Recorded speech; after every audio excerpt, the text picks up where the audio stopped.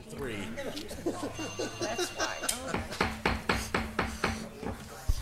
Okay, I'm going to call this meeting to order on this day, Monday, November 14th, 2016. If Clerk Kornecki could please call the roll for us tonight. Yes, Trustee Aiello.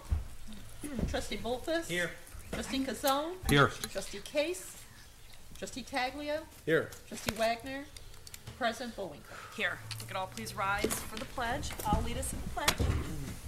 I pledge allegiance to the flag of the United States of America and to the republic for which it stands, one nation, under God, indivisible, with liberty and justice for all. Could all remain standing for one more second. I'm going to ask Trustee Taglia to lead us in a prayer. Certainly. Our Heavenly Father, will thou be pleased to grant that this meeting, thus begun in order, be conducted in peace and closed in harmony. Amen. Amen. Okay. Item number 3 on the Committee of the Whole agenda is amendments to the agenda. If anybody on the board has any amendments to the Committee of the Whole agenda? Are we good? Okay, seeing none, move on to item number 4, discussion authorizing the sale of refunding bonds. Important conversation we're about ready to have. So, Manager Keener. Thank you, Your Honor. For the past several months, staff has been working on a strategy to address the TIF increment shortfall in the North Avenue TIF district, also known as TIF number 3, in order to meet the required annual debt payments. The plan was developed to keep all property tax supported debt at a flat amount so property taxpayers would not see an increase in property taxes to meet these obligations. The strategy incorporates existing tax-supported bonds, future road referendum bonds, levying for the existing TIF 3 alternate revenue bonds, also known as ARBS, to the extent required, and refunding the TIF 3 debt certificates with ARBS. This is a discussion item only. Kevin McKenna from Spear Financial, our financial advisory firm, will also be on hand at the meeting. And Your Honor, what I'd like to do is introduce our Director of Finance, Kevin Wachtel, to kind of start off the discussion on this particular item. Thank you. Thank you. Hi, how are you? Hello. Thank you. Yes. Nice to see you tonight. I know this is a complicated funding scenario or strategy that we're talking about, so I just wanted to provide kind of an overview of what it is we're talking about and why we're actually talking about this.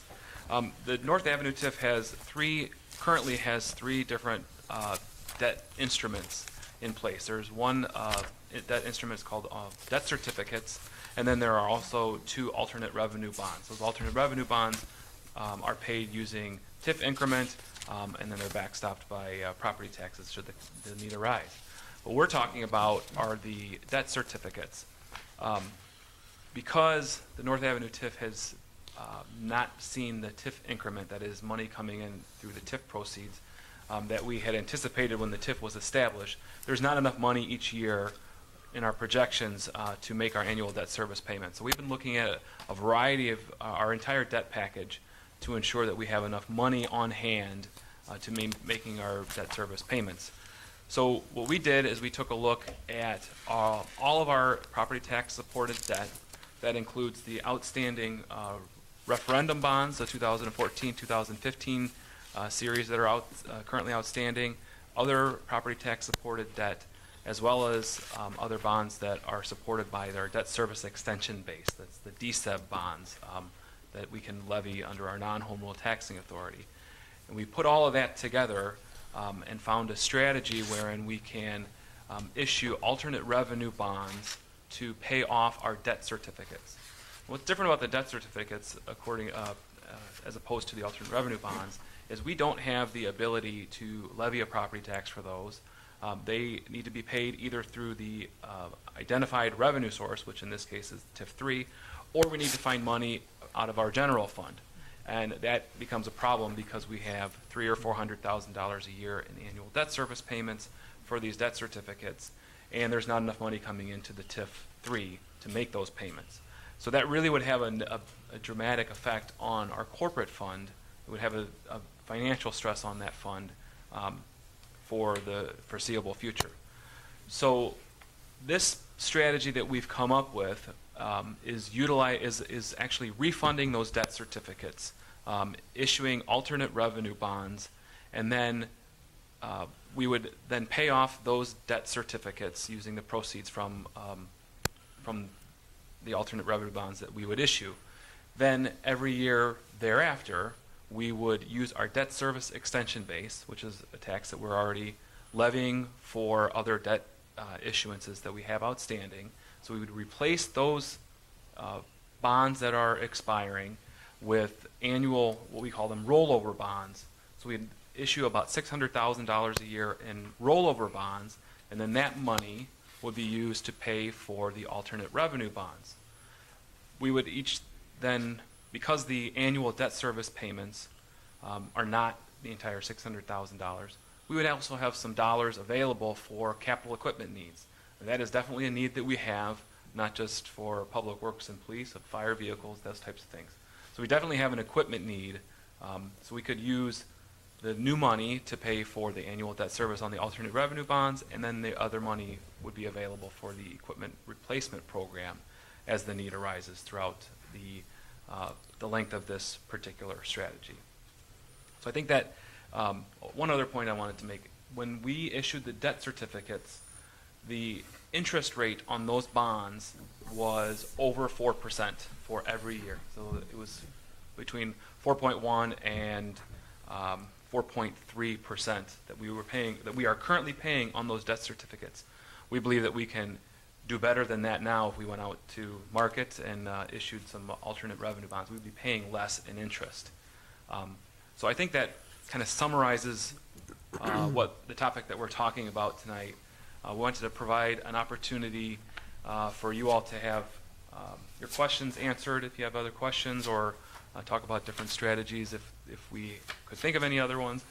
Kevin McKenna from Spear Financial, he's our financial advisory firm, is here as well tonight. He's been helping us to refine this program and will be working with us throughout the debt issuance process. So if there are any other questions, I'd be happy to address them. Anybody? Trying to Trustee form it. I think I have a Trustee question. Taglia. Okay, so as far as the TIF district is the revenue bonds that were issued for the TIF are come due. Is that what's the situation? What is happening is there's not enough proceeds. Well, let me back up. Well, there's not What- enough revenue in the There's TIF not enough district revenue to pay coming in back to the make bonds. the annual debt service Okay, payments. so then an Right. alternate revenue bond, how does that work? The alternate revenue bond, if we took those debt certificates and refunded them with alternate revenue bonds, then that obligation of the TIF for those debt certificates would be gone. No, the alternate revenue bond is just a new type of a municipal bond that we would sell to investors? We How would do they we work? would sell these to investors. We would utilize we'd use an investment service that would actually pay us for the bonds, and they would sell them to their And then investors. the yes. revenue to pay back the alternate revenue bonds comes from within the TIF district? It's like a refinancing? No, then what would happen in this scenario is instead of using TIF money, because we have limited TIF dollars, we would issue all what we're calling rollover bonds. So every year when the debt service payments come due for the alternate revenue bonds, we would borrow about $600,000 from. I imagine we would develop a relationship with one or two institutions, so we wouldn't have to go through an entire process every year. But we would say, hey, we need $600,000 on December 15th, and then they would get us that amount of money on that date. We would levy property taxes, and again, that repayment schedule or that repayment amount would be all consistent with a $2.9 million property tax burden each year. So that we would levy property taxes for that rollover bond, and then pay for that rollover bond with the property tax revenues for that following year. So those alternate revenue bonds are issued annually? Is that just a one-year bond? The alternate revenue bonds would be the larger, about $3 million of alternate revenue bonds. That's issued one time. So that would pay off all of the outstanding debt certificates Okay. for the next about 10 or 15 years. So the debt certificates would be gone. Okay. We would issue alternate revenue bonds one time, but there are annual payments for about the next 10 or 15 years. Then we would issue rollover bonds, the smaller rollover bonds, every year in order to make the payments on those alternate revenue bonds. Okay, I got it. Thank you. All right. Anybody else? Trustee Wagner. So this, really, this, you might call it a problem, or it requires a solution, is because the tax increment, the incremental increase was not what we projected it would be, is that right? That's correct. Okay. And, so I think one of my questions was, what's the maturity on a alternate revenue bond? With And- the rate, Yeah. The maturity. Well- Maturity. oh, what is they will be, the current alternate revenue bonds, or excuse me, the alternate revenue bonds that we're contemplating will probably be about 3 or so, we'd probably save about a percentage point, and we would be paying for that over the next probably about 15 years. Okay. So what we're doing basically is we're getting, more favorable rates, Absolutely. and Right. it's just, For sure. we're kind of paying debt with debt, but we're getting favorable rates, so, That's Okay. correct. okay. That's correct. Money, pay back money we don't have. It's definitely an annual savings on a interest rate, because I think the up to 4.3% that we are currently paying on our debt certificates, I think we can definitely lower that. Okay. That's all I had. Okay. Anybody else? I wasn't sure if I saw Trustee Gazone's hand up, No, Kevin. but I see Trustee Bolfus in deep thought here, so I'm not sure if he has a It's a lot of question. I words. appreciate all the Yeah. information that you supplied us ahead of time. Because you have to read it over and digest it. Now, as these alternate revenue bonds come due, you're anticipating 400,000 per year. Is that correct? Yes. But if the tax increment by chance goes up on the North Avenue property in the over the 15-year period, we may be able just to have the cash in the TIF funds to pay those. Certainly, if there was more TIF increment than we are currently anticipating, we could use that for, well, we certainly would be able to pay for the 2 alternate bonds that are in the TIF right now, be able to pay for those and pay for the projects that we would need to do, that we would want to do in the TIF. And I don't see why we wouldn't be able to use that instead of levying an additional, the rollover bonds, if there was enough money there. Yeah, that was my question. In order The amount that you give us here for rollover bonds, that could come down then also. That could come down, or it could be utilized for another purpose if the scenario were to present itself at that Now, point. that's where my question comes in. Where would that decision come, and who would make that decision if we get a lower amount in rollover bonds rather than getting the full 618 to use for, and the difference to be used for other purposes, like equipment purchases?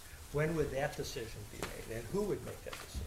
Every year that if we were to issue the rollover bonds, that will be board action every Yes. year. Okay. So that certainly comes back here whenever we have those Yeah, when I discussions. read it, that's what one of my concerns was, that, No, we're not setting something into motion that lasts for 20 Right. years. This Okay. is, the alternate revenue bonds is this particular transaction, and then every year when we need to do the rollover bonds, that comes before the board, and we have that discussion as to exactly how much we need to issue at that point and to go through that particular process. And the first, if we went through with this, the first alternative revenue bond that needed a payment would be 3 years, 10 years, or 2 years? Did we, Before we get into the rollovers. I think that would start probably in December. We'd have some interest due starting in December, yes. This is a little bit like refinancing your house. It absolutely is You know, refinancing. But we're not financing just those. refinancing once, we're refinancing twice. We're refinancing with something that needs to be refinanced every year. Right. And you have any idea what the interest rates are on the alternative revenue bonds? Right now? I know it fluctuates, About 3%. About 3%. so we'd be saving about 1.3%. Yes, yes. 2%. Okay. When you're talking a few $1 million, that Yeah, that adds that's up what- pretty that's real quickly. money though, Yeah. right? Yeah. Okay, Very good. that's it. Anybody else? I just have one really quick question too. In terms of the development that we have going on North Avenue now, how long will that take to get on the bank rolls, to get on the tax rolls? If the properties are currently under development and if they were to open up, let's say in 2017, then they would hit on the 2017 assessments, 2017 levy. So it's not this tax year, it would be for next tax year. So we would, now, with some of these properties, when the properties were frozen, they were at a certain dollar amount. And then if they were torn down and rebuilt, then they need to get to the level that they were frozen at originally before we can start to see TIF increment. So just because they go on the tax rolls doesn't mean they're going to be generating more property tax dollars, but not necessarily TIF increment until they achieve that particular threshold of when when it was frozen back in 2007, I think it was. So that is helpful, not just for the TIF and for the scenario we're talking about, but for overall property taxes for the community. So Okay. And this TIF was developed, what, in 2008, 2007? I think it When was did we bring this on? I think the TIF was 2007. 2007, okay. The debt started to be, there were the debt certificates were 2008, Okay. and the alternate revenue bonds were in 2009. Okay. Thank you. Anything else you want to add? Your Honor, I was just going to kind of let the folks at home and in the audience understand that we do have a number of projects on North Avenue that are underway that will help the condition of the North Avenue TIF once they become on the tax rolls. And that's something that you and I have talked about. And I'm not sure if Director Fiola would like to add anything to that, but that's an important part of the overall strategy. Thank you. Yes, great, thank you, that'll help. Okay, yes, Trustee Just a Giselle. quick question for Director Ward. And we had discussed this afternoon, but about that 2007 values where everything is frozen at.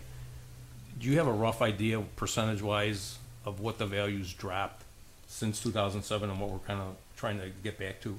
Well, what happens in a TIF, if you take the overall, you have to look at it individual property by individual property. It's not the overall. So an individual property, the overall EAV of the area could fluctuate, but if individual properties exceed their frozen value, then you're going to start to see TIF increment. Overall, I think we saw, and I don't know about the TIF district proper, but village-wide, I think we saw about a 40% decrease in EAVs or so.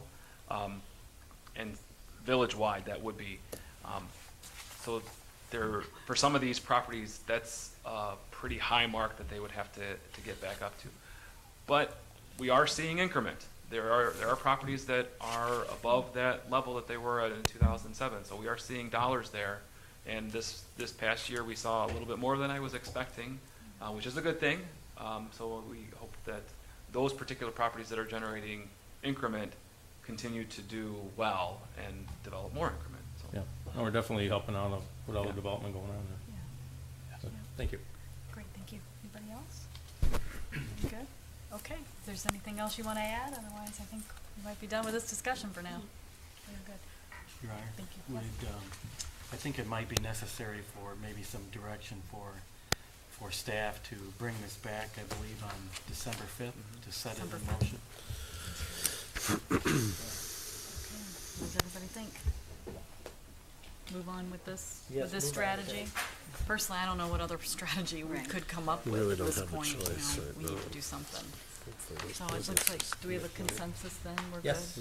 Okay. Yes. Then we're gonna move forward with this. So with the next meeting in December, there will be some board action to set a Sounds like hearing that's what date and the some, manager would like to do, yes, so. so that's what we will be doing, and we're Okay, working with the folks behind the scenes, and hopefully we'll get this buttoned up in the next few months. So okay. thank you.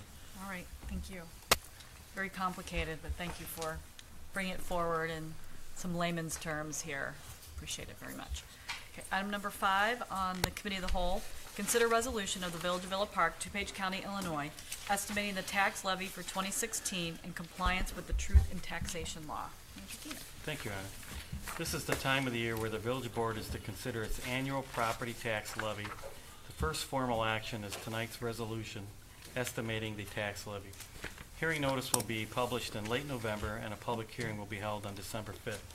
The first reading of the tax levy and abatement ordinances will be held on December 5th also, with a final adoption planned for December 19th. The village's tax cap, meaning the majority of our tax levy, can increase by just 0.7% this year. This year, our resolution includes a total tax levy of $9,396,464 for the village and the library, or 2.6% more than last year. Thank you, Your Honor. Okay. Any questions and comments from the public in regards to this item? Oh, okay. Come on up. Hi, Cheryl. State your name. There should be a piece of paper there if you just sign your name. As always, Yes. I know, print my name. Yes. Yes. So we can read it. Yeah. We give you a few minutes, 3 minutes to ask your questions or whatever's on your mind. Cheryl Tucker, 434 South Cornell. I just need clarification. I think a lot of people are confused on when you say 2.6% more from last year. They're thinking their property tax is going up that amount. So it's like clarification on what this means for the people in the village when you're saying levying it. Is this coming from the state that we're levying more that's already there, or are you thinking of, doing increases because the people of this village are a little concerned when you start saying levying more money? Oh, thank you. Go Sure. for it. It's a good question. Yes, it's 2.6% more than last year, but as I mentioned, the Village of Villa Park is property tax capped. So what the county will do is they'll lower it down to 0.7%, and that's the increase that we'll get. So even though we're asking for 2.7 more than last year, we'll property tax capped, and we expect that to be a 0.7% increase over LY. Thank you, Your Honor. So this is basically, if I'm not mistaken, the maximum that can be requested, basically. Doesn't mean you're gonna get it, but that's max from what I understand. Yeah, we won't, I'm sorry, Your Honor, we won't get a 2.6% increase. Okay. Anybody else? Any other questions? Okay, then toss it up to the board. Is anybody else? Trustee Wagner. Thank you, Madam President. I read the staff memo, and especially the thing that stands out is the issue with the increasing pensions for police and fire. And since we're talking about strategies, and I mean, and the memo says that this keeps growing, what's our strategy for, and I realize this is based on actuarial data, is that correct? Is there any kind of strategy that we could implement to kind of control the costs? Is there, I think there was some discussion in the memo about having a new actuary, or this just seems to be a very pressing question, so. Yes. Thank you, Your Honor. Yes. Trustee Wagner and the rest of the board and folks at home, it is a very pressing question, because currently, the way the police and fire pensions are funded is unsustainable for the village, and I'm sure it's unsustainable for villages and cities across the state of Illinois.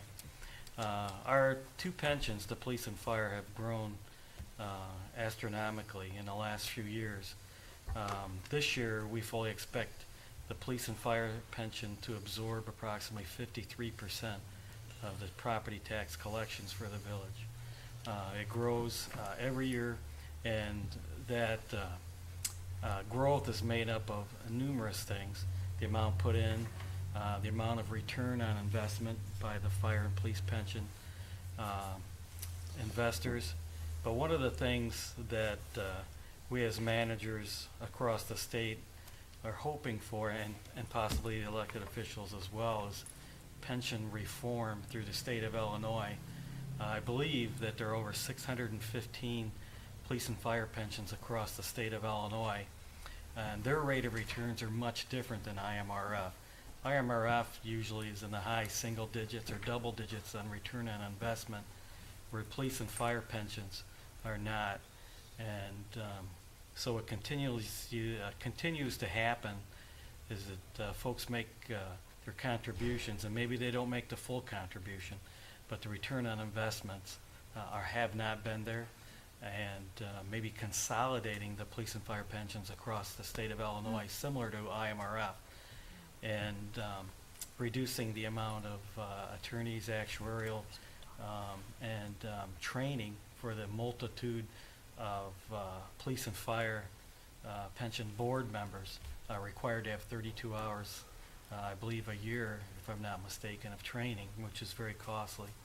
But by consolidating, we're in the hopes that that will help a level debt for the police and fire pensions, because right now it's a roller coaster ride, and right now the roller coaster is going up with no end in sight. It's very unsustainable, and I'm sure Finance Director Wachtel can even elaborate more on that. But it's a very, very frustrating position to be in, to watch your contributions as a village be entered into the police and fire pension fund, and then come back a year later that basically no progress was attained, and your unfunded liability grows year after year, even though you increase your contributions. And inside the memo that Kevin has drafted for us all, I think if you turn to the page for pensions, that this year it's our plan to increase the contribution to the police pension by 20%, which is almost $300,000, and to increase the fire pension contribution by almost $78,000. So when you combine those, that's a 16% increase in 1 year over LY. That's not sustainable, and I'm really concerned. I am concerned that, quite frankly, that we're relying on the state of Illinois for anything, but we really need some pension reform to help us. Because next year, you can probably plan on another 16 to 20% increase, and probably up to 56% of our total property tax collection, and that's a scary figure. Thank you, Ron. Thank you, I appreciate that answer. And we're out from that. I know, it's daunting. Anybody else? Okay, we'll do a roll call vote then. Okay, Trustee Bolfus? Yes. Trustee Ayello? Yes. Trustee Kazone? Yes. Trustee Wagner? Yes. Trustee Taglia? Yes. President Bowler? Yes. Item number 6 on the Committee of the Whole, consider a resolution of the Village of Villa Park, DuPage County, Illinois, opposing any advancement of Senate Bill 2785. Manager Keenan? Thank you, Your Honor. Senate Bill 2785 creates the Small Wireless Facilities Deployment Act, which severely limits local authority by virtually eliminating the ability of cities, villages, incorporated towns, townships, and counties to regulate the location and installation of small wireless equipment within their jurisdictions, thereby posing a threat to public safety. And Your Honor and Board, DuPage Mayors and Managers Conference has asked local villages and cities to support the opposition of Senate Bill 2785.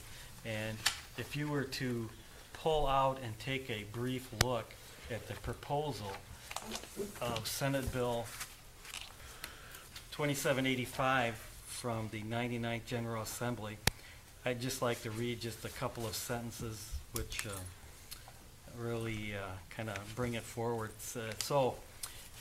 This act creates the Small Wireless Facilities Deployment Act, provides that any authority defined as a city, village, incorporated town, township, or county, and each department or agency thereof may not prohibit or regulate the collection or coalition of small wireless facilities or small facility networks, and then it stops with a period. So we cannot prohibit or regulate small wireless facilities within our boundaries. Provides that small wireless facilities and small facility networks shall be a permitted use in all authority zoning districts. We will have no authority whatsoever in our right-of-way if Senate Bill 2785 is passed. Thank you, Your Honor. Yeah. No control whatsoever. Any questions and comments from the public in regards to this item? Okay, seeing none. Questions and comments from the board? Trustee Wagner. I should have looked this up, but who is the sponsor of this bill? Senator Terry Link, Oh, Terry jeez. Link, okay. yes. Introduced on February 17th, 2016. Yeah. Call Terry Link up. Yeah, Yeah. I think maybe we should. What might the It's purpose highway. of this proposed bill be? Do you know, Rich? Yes, the purpose of the bill is the proliferation of wireless facilities. The wireless carriers, this bill in specifically is being promoted by Verizon. And it's their belief that by installing maybe 150-foot monopole somewhere in your neighborhood, that will help the school districts and villages and cities and homeowners have speedier data, there's less blackouts, et cetera. And that's truly, I believe, what's behind that.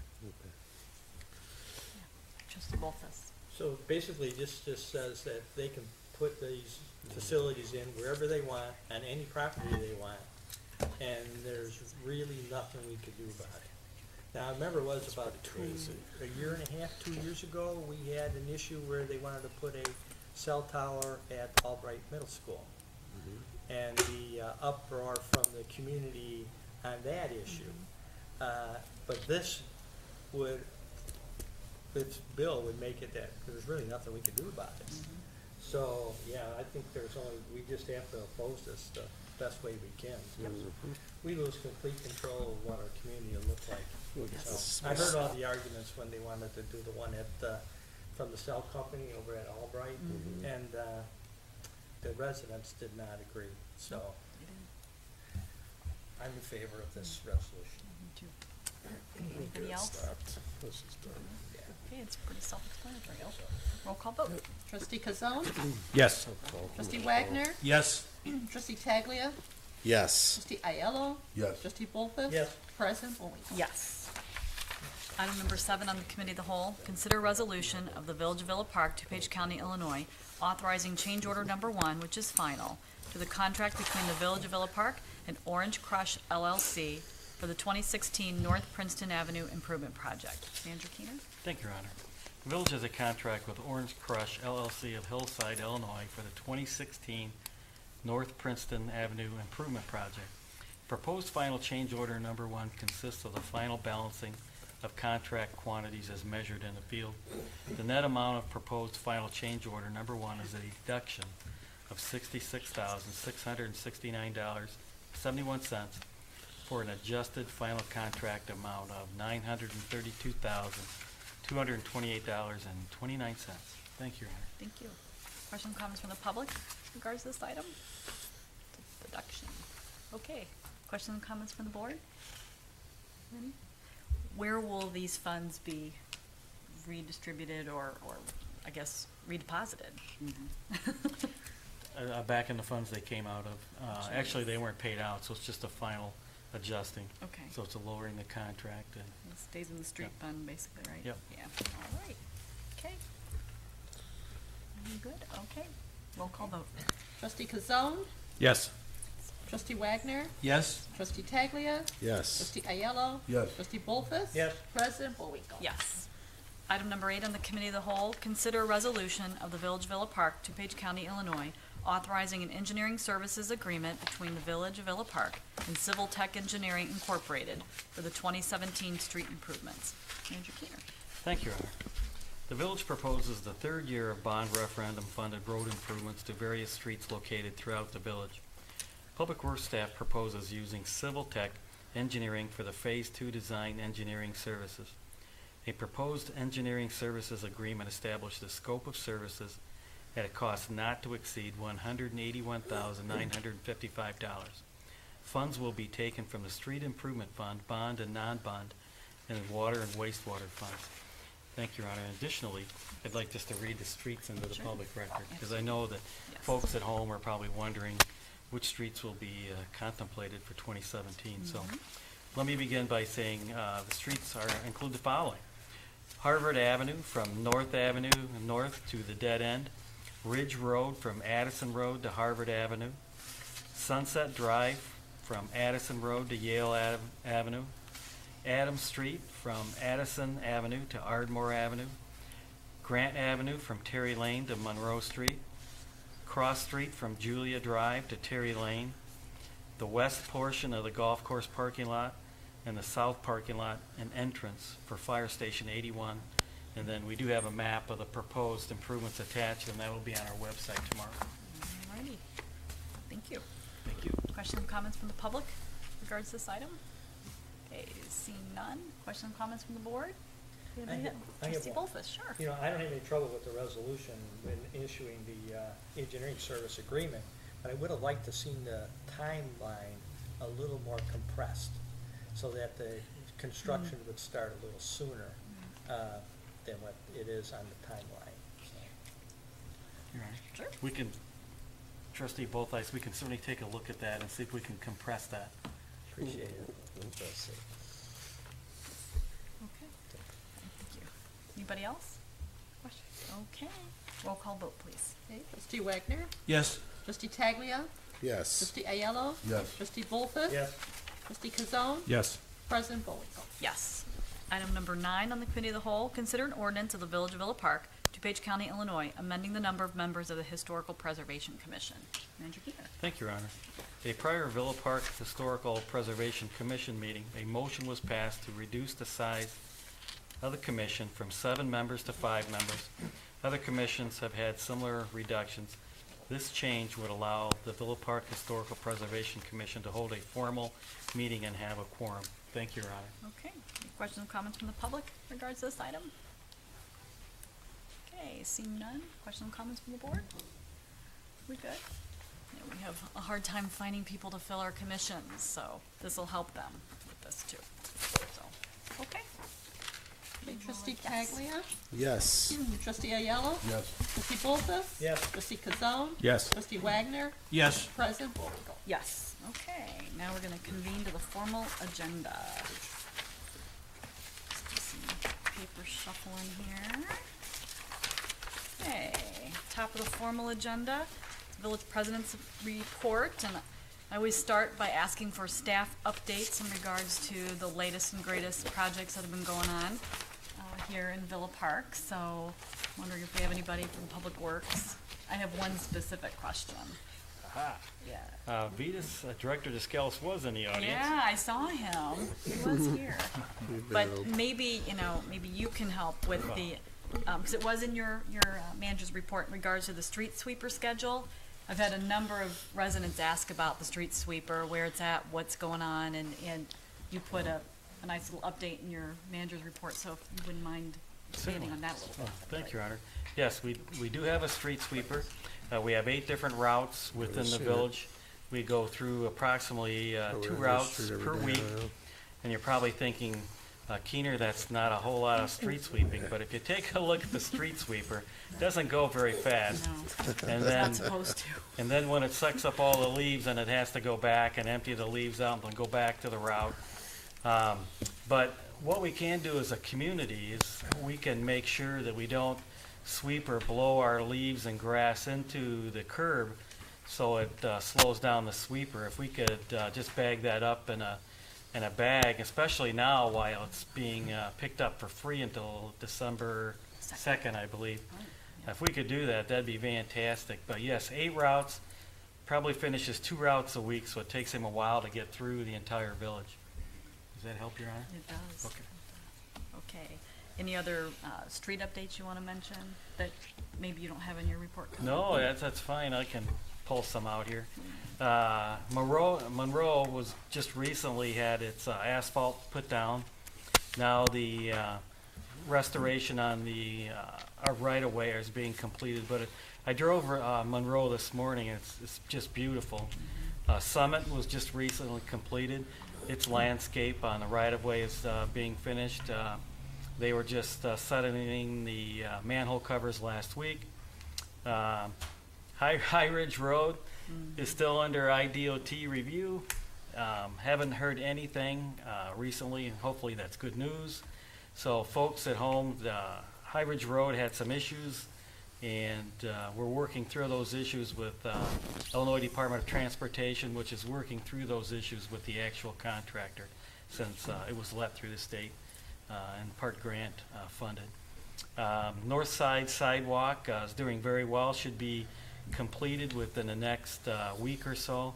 We're taking a look at the landscaping now, seed blankets, sod, redoing some of the ditches, taking a look at what else needs to be done. So it's kind of a large encompassing project. And I know that some residents have some concerns in that particular area. So we're waiting till the restoration is complete before we can address any additional concerns, because we might address those concerns through the restoration of the project. So folks at home, if you have time, take a look at the north side sidewalk. It's up by Target, Wildfire Drive, right around there. Kind of a very nice sidewalk project and ditch cleaning, things of that nature. And Your Honor, that's all that comes to mind at the moment. Yeah, we've been lucky with the weather. We've been able to extend our season a little bit more, so thank you for that. Just a couple other really quick things. The VFW is going to be hosting another dinner for the naval recruits on Thanksgiving Day, and they are looking for some additional donations. Looks like they're looking for some turkeys and hams and canned gravy, canned green beans, cash donations as well. So if anybody has any desire to help out the VFW, please give them a call at 630-834-8191. This is something they do every year, and they feed, oh my gosh, probably at least over 500 recruits, maybe even more than that. That could be a conservative estimate, so it's a real good thing that they do. Also, just a quick little reminder that our last coffee with the board of this year will be on Saturday, December 3rd. The first one of the new year will be Saturday, January 7th, 2017. So we hope to see you on December 3rd here. And I think with that, well, just one last thing. Just in regards to burned out streetlights, I've had a number of residents contact me about burned out streetlights. Again, if you see them on wooden poles, those belong to ComEd. Call ComEd at 1-800-334-7661. Hit 0, get a live person, just tell them the location of the burned out light poles, and they'll come out and take care of them. Any other lights that aren't on a wooden pole belong to the village. You can call Public Works at 630-834-8505 for help with those. And with that, that is the end of my report. So moving on to item number 2, public comments on agenda items. This is in regards to item number 4 on the formal. If anybody has anything they'd like to ask or question, now's the time. Opportunity for non-agenda items is item number 5. So seeing none, then I'm going to move on to item number 3, amendments of the agenda. Does anybody have any amendments to the formal agenda?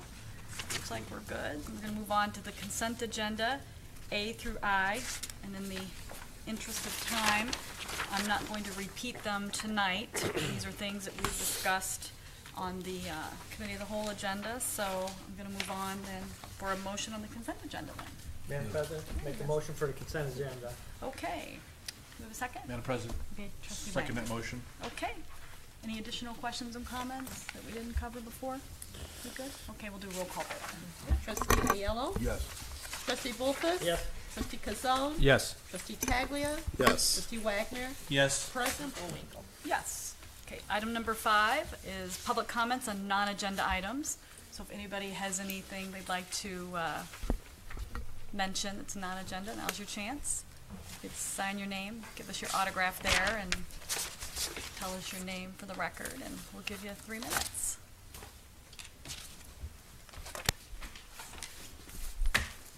Nice to see you. We haven't seen you in a while. It's not always a bad thing. Mike Orlowski, Michigan Avenue in Villa Park. Normally I come here with questions, concerns, comments, maybe ridicule. Tonight I come here to thank you. I got a letter in the mail this weekend that shows that you're going to do some engineering work on the sewers, which means you're going to do some engineering work on my street. I've been a thorn in the village's side for many years now, trying to get my street repaired. I just want to say thanks, and I hope you continue. The one other thing that I do offer, seeing that your hours and my hours or other residents' hours don't always mix as far as trying to get information out or cooperation on time, I'll offer up if you need someone to be a, quote, block captain with the residents to get information out, explain to them what's going to take place, what you need, if you can't do this during office hours, so that it doesn't delay the project. You That's are the it. block ambassador, so you That's seem to it. be the voice for that block. Very good. And you're not a thorn. You're enthusiastic and you're eager. There's I nothing thought we wrong, were just nothing kidding wrong on with his that. block. Yeah, nothing wrong It with was that. just a joke. Not happening on your block. But thank you. We appreciate that very much. Anybody else for non-agenda items? Hi, come on up. Sign your name and. Yes, you could print your name. Thank you. So we can read it for the record. And, state your name and we'll give you 3 minutes. Hi, my name is Ben Silver, and I am a community lawyer with the Citizen Advocacy Center in Elmhurst. We are a nonprofit, nonpartisan community legal organization dedicated to protecting citizens' democratic rights and holding government accountable. I'm here today to update the board on 2 residents' experiences with the village on the same issue.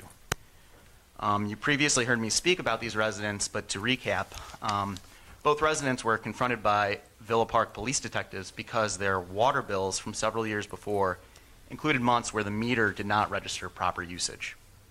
The police soon left them alone, but each received a letter from the village assessing thousands of dollars in charges for water allegedly used years before. The letters cited no authority and provided no means of appeal. When the residents contacted the village about these problems, they were promised a meeting.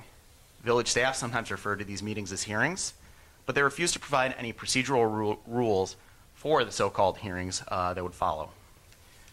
The village contradicted itself several times. For example, at the meeting for the first resident, staff could not answer whether it was in fact a hearing. At the meeting for the second resident, they stated that it was not a hearing. The village wasn't forthcoming with information at these meetings. The residents and I repeatedly asked the village staff which ordinance or ordinances allowed the village to assess and collect water bill charges dating back up to 6 years. We repeatedly asked the village staff to explain the procedures and where their ad hoc procedures came from. We repeatedly asked whether and how the residents would be able to appeal to a neutral decision maker. We never received an answer to any of these questions. When the village did provide us with some procedural information, it often failed to follow through with those procedures. The village also failed to provide a neutral decision maker at any point over the last 6 months. The village manager made or approved every decision, and the village manager was in charge of hearing appeals of his own decisions. Residents of this village are protected not only by laws and ordinances, but also by the constitutions of the United States and the state of Illinois. Village staff and the board are sworn to protect these constitutions. These constitutions provide due process rights to prevent governments from arbitrarily depriving citizens of their property. The village staff ignored the rights of these residents and strong-armed them into paying fees that were not sanctioned by ordinance without process. My request today is that the board ensures this never happens again. The board should adopt formal procedures outlining how village staff can challenge a disputed water bill or any other bill, and how long after the fact they may do so. The procedures must be fair and include standards that staff should follow in making determinations. The board should ensure that these procedures are explained fully to residents and that residents are provided a right to appeal before a neutral decision maker. In the meantime, the board should ensure village staff does not continue to strong-arm citizens without an ordinance authorizing any of these actions. We had 2 citizens come to us, and in our experience, that means there were probably more. I'm happy to speak with any of the trustees about this or answer any questions. Thank you. Thank you. Would you Oh, like yeah, to- I'd like to address that. Okay, since you directed some questions and comments to the manager, he would like to, yeah. Well, I'm just going to respond. Right, but you can stand up So here. the folks understand at home what Ben is talking about. We had water meters that were tampered with. And when they're tampered with, Ben's right. They didn't read correctly because they were tampered with. We had water theft. And there is authority under the code to recoup these particular revenues. Hearings were given. Many explanations were given. Attorney Benninger, I can't tell you how many times answered Ben's question or the residents' questions. We didn't strong-arm any residents. And I told Ben to his face at the last hearing, folks at home and board, we wouldn't be talking about this if the water meters would not have been tampered with. If the water meters would have been left alone, we wouldn't have had the hearings, we wouldn't have water theft. So my discussion this evening, Your Honor and Board, is don't tamper with the water meters. Leave them alone so they read correctly. Thank you, Your Honor. Okay. Am I able to respond? I think at this point, maybe we need to maybe have another meeting of the minds here, so. The answer is yes, but we'll Procedures, that's what we need. get you 2 together. Okay. Anybody else in public in regards to non-agenda items? Okay. Seeing none, we're gonna move on to item number 6, village clerk's report. Do you have No anything for reports us? today. Thank you. Okay, all right. Trustees report. I'm gonna start to my left here. Trustee Gazone, you have anything for us tonight? Just got one thing, the 33rd annual Dan Gibbons Turkey Trot is going to be held this Thanksgiving in Elmhurst, kicking off in front of the post office in Elmhurst, in downtown Elmhurst. Information can be found at dangibbonsturkeytrot.com. Pre-registration is this Saturday, November 19th, at between 2 and 6 at the Knights of Columbus, 537 South York Road in Elmhurst. Pre-registration is $35 and $40 on race day. And anybody that's been involved in it knows it's a good time. We have about 8,000 runners that turned out last couple of years. So get your registration in early, and it's supposed to be a good day for a run on Thanksgiving morning. Kickoff is at 9 o'clock, 9 o'clock sharp, and hope to see everybody out there. And that's all I got. I have a quick question for you. Yes. This is a charity run. is It's that a right? 5K charity run. And where do the proceeds, how are they? The proceeds go to food pantries in DuPage County, majority of them. DuPage Pads, United Community Concerns. There's about 6 different benefactors that we have, and all of those names are on the website. That's wonderful. Yeah. It's a great event. Thank you. Yeah, thanks. Trustee Wagner. Thank you, Madam President. I just have 2 things. The Village's Environmental Concerns Commission will be meeting this coming Thursday at 7:15 here at Village Hall. And I just want to mention that the Environmental Concerns Commission is looking for 3 commissioners, and the Traffic and Safety Commission is looking for 2 commissioners. Okay. And We're looking. folks can go on the village website to get the application to fill out, and I would encourage people to do that. Thank you. So that's all I have. Yes. Thank you very much. Okay. Trustee Ello. I got 2 things today. Yay. What's on your mind? One, I'm going to do Willowbrook football made it to the state quarterfinal, and then had a rough game against near East St. riot. Louis. East St. Louis had 3 guys go D1, and it was interesting to watch some D1 players play. Not that Willowbrook doesn't have any, but every once in a while the D1 player made you grab air. So that was interesting. Great game though. Great season for the crew. So that was a lot of fun. Went and watched that last Saturday. More importantly, no offense to football or any other program over there, the school actually got great accolades this past week in regard to major improvements that have occurred at Willowbrook with the number of people graduating. They've achieved over 90%, and they have some double-digit gains in the testing scores from the state. So they real good progress at Willowbrook as usual. It seems like it improves every year, and every year I think it can't get any better. It gets a little bit better. So just want to make sure we give some accolades to staff and school members helping run that place. So congratulations to the staff and school board over at District 88. That's all I have. Thanks. Great, thank you. Thank you, thank you. Okay, to my right, trustee Bolfus. Well, we have a little theme going here too. The Economic Development Commission and the Planning and Zoning Commission are also in need of some new commission members, so. How many? P and Z, I think, is one, and Economic Development is also one.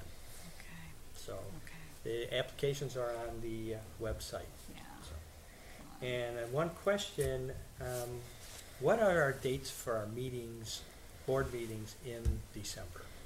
The 5th The 5th, and, then 12. the 12th. And then I think, don't we need to meet on the 19th though, too? That was one of my requests this evening to change, or we can change it on the 5th. okay. So, Well, is I- there something that carries over? Yeah, I know, I just want to put it on my calendar. Right, I know, we need to figure that out. 'cause Right. We need to push some. So if we can So, do that tonight, it'd be maybe- better. Yes, I think so. So, since you mentioned it, Yes. Andrew, would you like to, Well, sure. what's on your mind? You want to bring it forward in regards to, because I don't think we want to meet 3 times in December, No, do we? no. No offense. Well, currently, Your Honor and Board, the meetings are December 5th and December 12th. And it's that way because the second meeting would have fallen during the week of Christmas, holiday period, et cetera. So we scheduled on the 12th. However, we do have the special service area for the North Avenue townhomes under consideration. So the 60-day period for the objection period ends on the Friday before the 19th. So it ends on December 16th. Therefore, we should and need to have a meeting on December 19th. So my thought was to cancel the December 12th meeting and have a meeting on December 19th for the special service area, tax levy, and anything else we need to tidy up before the end of the calendar year. Do we need a motion for that, to make that change, or just a consensus? Well, let's, I don't think we could do it now. We would need a motion for, put it on the next agenda on the 5th, because we adopted our hearing, our dates for meetings a year ago. So the motion would be to put that on the Cancel the December meeting. 5th meeting, Right. to cancel the 12th and reschedule the 19th. okay, do we have a second then for that? Madam President, Trustee Iannello? second. Okay, then we'll do a roll call vote on that. It Or can we do needs to be on the Yeah, I don't agenda think we- for us to take action, so we'll Okay. do it Yeah, on the it's 5th. not on the Okay, agenda. so Okay. do we You need guys are out a, of do we need a order. consensus or anything then? No. Nope, I okay. So think it's not a you got it. motion. Okay, Can't be a no motion. motion or, okay, Because it's not on It's the not. agenda. That's right. okay, yep, okay, Can't just just- making sure. Come on, Bob. Okay, Told you. thank you for bringing that up, Can't do trustee that. Walters. Yep. Yeah. Okay, I tried. that's good. You're on a roll. No, not We good? I'm We're good. good. Okay. We're happy guys. Trustee Taglia? Okay, since we're on the commission kick Oh, here, geez. we need a fire and police commissioner. They met, so if anyone's interested in the fire and police commission, we have an opening. Also, the Sugar Creek Golf Course Administrative Board has its meeting tomorrow night, 6 p.m. at Sugar Creek Golf Course. The weather has been beautiful, so come on out to Sugar Creek and play a round of golf, have lunch. It's beautiful. And then to follow up on the president's report, the VFW needs help for Thanksgiving with the recruits. So if you can donate money or food or time to volunteer, please call the VFW, the commander, Tim Connolly, at 630-834-8191. And that's it. Okay, thank you. Lots of opportunities to volunteer. I'm going through these commissions, trying to figure out who needs to be reappointed, and we have some new appointments too that we need to do, so please, we don't bite. It's a lot of fun, believe it or not, and we need, if you want to volunteer, it's an opportunity to volunteer. So, with that. Madam President? Yes. Oh, I'm sorry, I Yeah, didn't want to no, interrupt the no, manager. no, I go. just, May- as, yeah. I get Trustee kind of a Wagner. theme here that we're looking for a lot of people for boards and commissions. Begging at this And I'm point. just wondering, maybe, just a suggestion, maybe our public information officer could put out a press release Okay. in the local newspapers, and maybe folks who aren't aware of opportunities to serve the village, this would be a good thing to put out. Okay. Not a bad idea. Oh, yeah, help get the word out. We do word of mouth and yes, so that would help. Okay. Thank you. Now, Andrew Keener, Thank you, Your Honor. Andrew's report. Just have a couple items. Wanted to bring this forward so the board and folks at home know that the village has installed some no parking signs by the Jackson Elementary School for safety of the children. Some of the children were walking in between cars trying to come down the crosswalk. So we installed some no parking signs. The Traffic and Safety Commission has discussed it. So this will be on our December 5th meeting for the formal approval of these temporary signs for the safety of the children. I just wanted to mention that. The sales tax referendum obviously failed by a slight vote, if you will, less than 300, if I recall correctly. So I know folks at home and probably the board is wondering, what are the next step? I know that President Bullwinkle and myself discussed what the next steps are. So what I did is I kind of put together a little bit of a next step process, but I want to clarify that as the sales tax referendum failed on the 8th, if it were put on the ballot for April, the sales tax revenue collection timeline would not change, because if it had been passed on November 8th, the village would have filed with the Illinois Department of Revenue that measure on or before May 1. So if it's put on the ballot in April, it's the same timeline.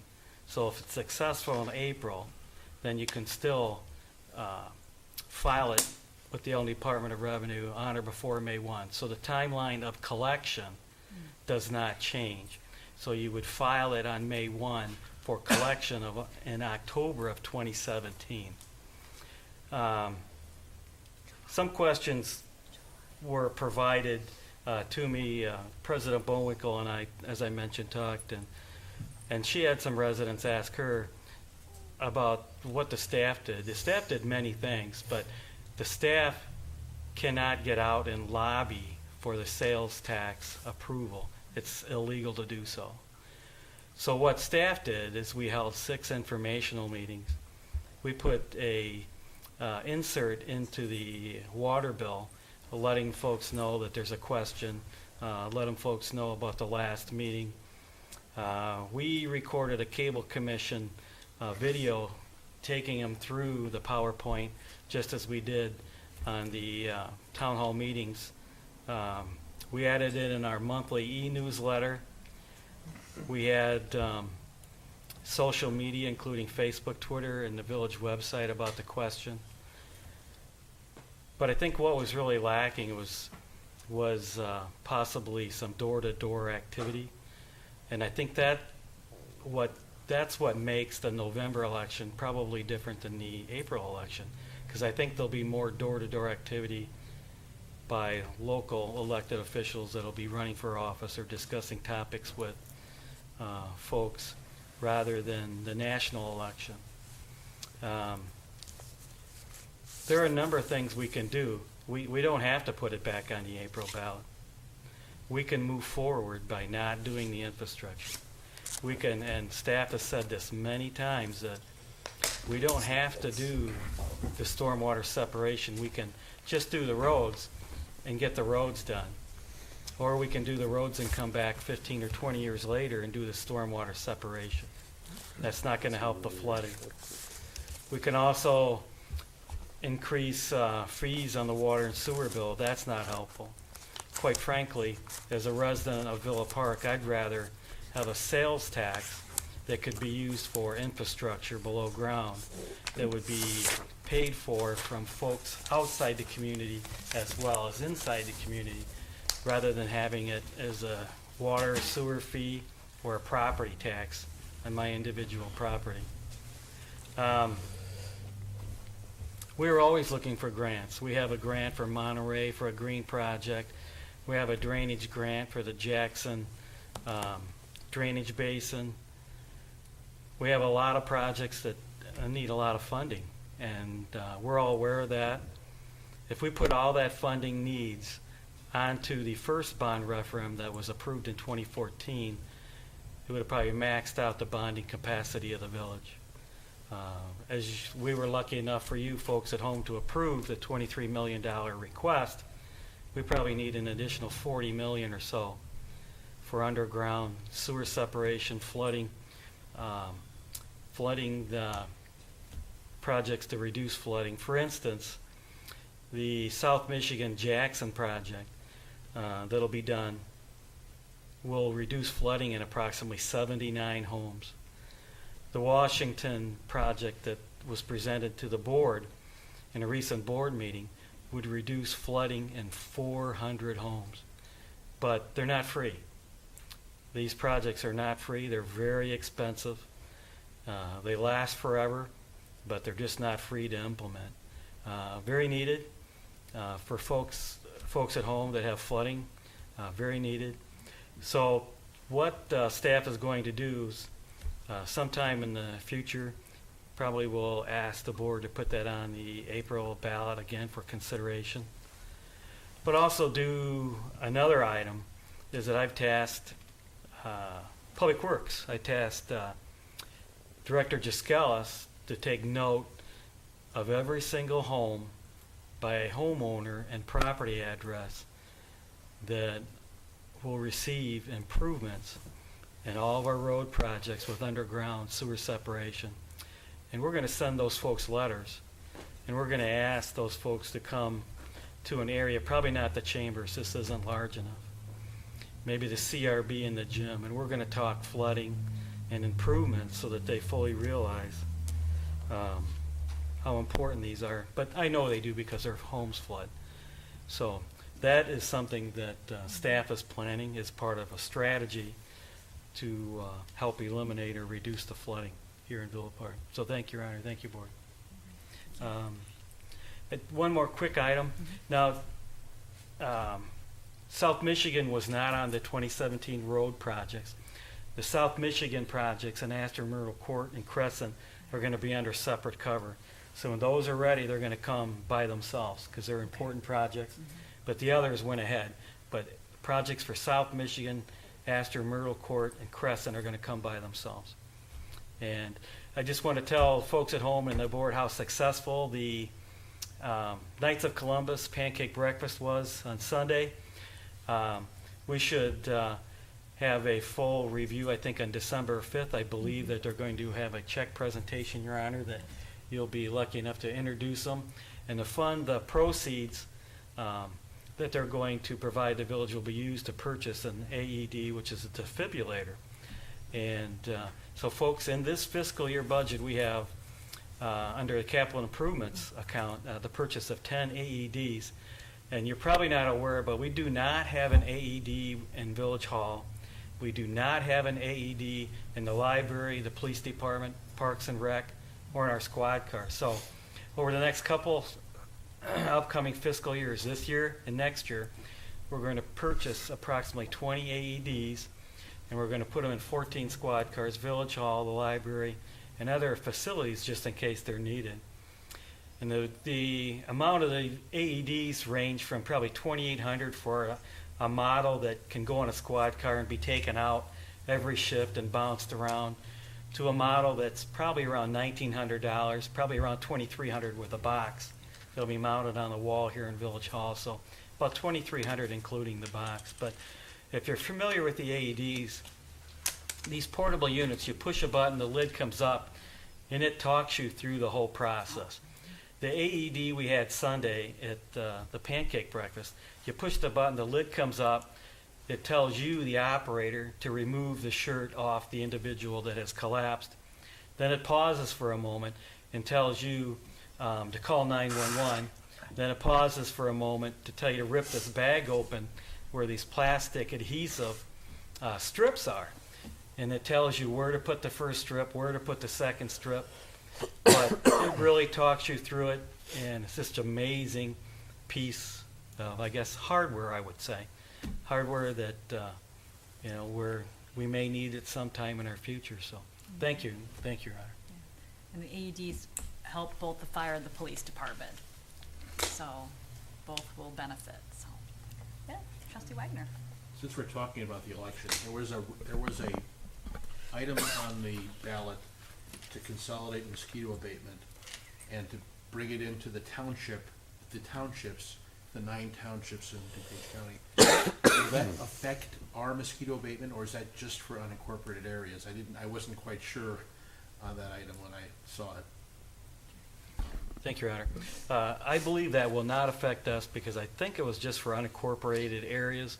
And we have the same firm that the unincorporated areas too, because the mosquito abatement firms, there are only maybe 2 that I know of throughout the northern Illinois. And so we've been using the same firm for a number of years. It's done an outstanding job for not only us, but the surrounding communities as well. Because we talk as village managers, and when they spray in Elmhurst, and folks at home, you may laugh, but mosquitoes know no boundaries. So when they spray in Elmhurst, they're going to fly to Villa Park. We'll spray, they'll probably fly to Lombard. So we all talk, and when are you going to spray? Because then we'll spray at the same time or near that, and then put the chemicals in the stagnant water and things of that nature to try to kill the larvae. So thank you, Your Honor. That's all I have. Okay. You're all good with your report? I'm wore out, Your Honor. All right.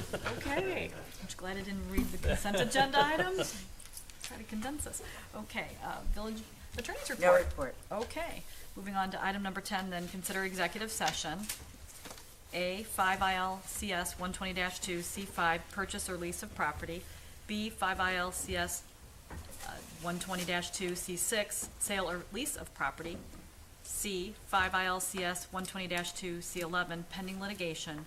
And D, 5 ILCS 120-2, C21, discussion of closed session minutes. Motion to convene into exec session? Trustee Wagner? Oh, was that Trustee Wagner? Okay. I'll make that motion. Okay, do we have a second? Madam President, I'll second. Trustee Kazone. All right, all in favor say aye. Aye. Okay. We're going to convene into exec session, and we will adjourn following exec session.